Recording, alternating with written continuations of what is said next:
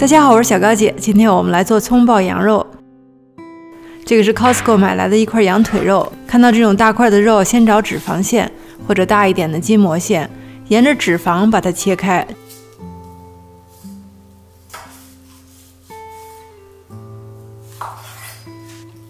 这个地方是筋膜，你可以直接用手撕开。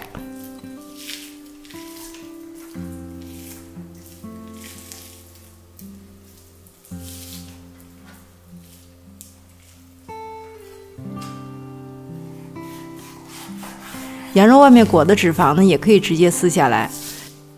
这样的分割，你可以得到相对完整的鸡肉块，切出来的肉片呢也会是完整的，就避免了炒出来的肉片断开变成小肉块的情况。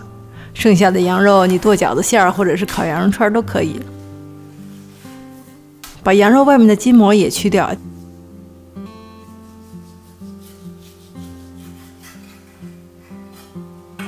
其实这个比较薄，你留着也可以。这个是羊肉的纹理，我们从这个方向切，把鸡肉纤维切断，不需要太薄，这个厚度差不多。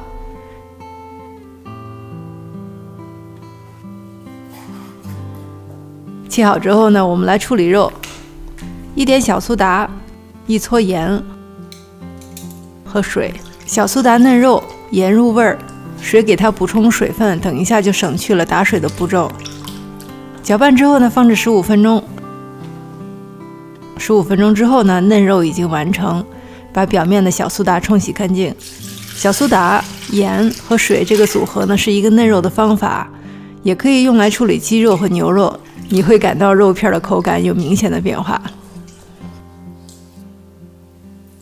洗干净的肉片加老抽上色，一点点玉米淀粉，抓匀。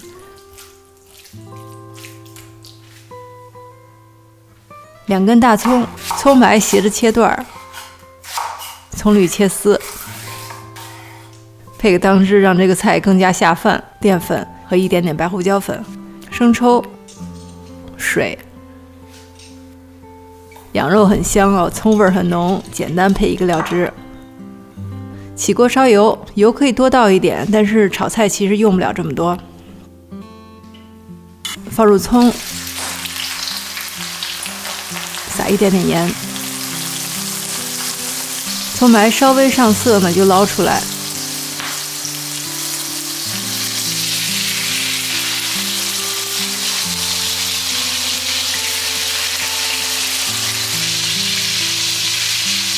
留下葱绿，继续煎到焦黄，捞出。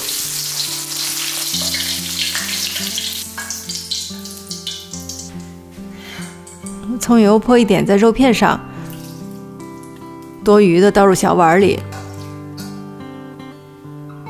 锅里留一点底油，剩下的葱油和葱绿可以做葱油炒饭或者是拌面。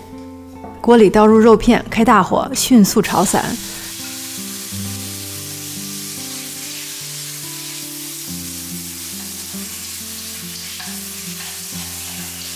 大概30秒左右，稍微变色，放入葱白和料汁。料汁变粘稠，可以裹在羊肉上就出锅。从羊肉入锅到羊肉出锅，一共不到1分钟时间。这个就是葱爆羊肉爆炒的魅力吧。第一，羊肉经过处理肉质变得软嫩。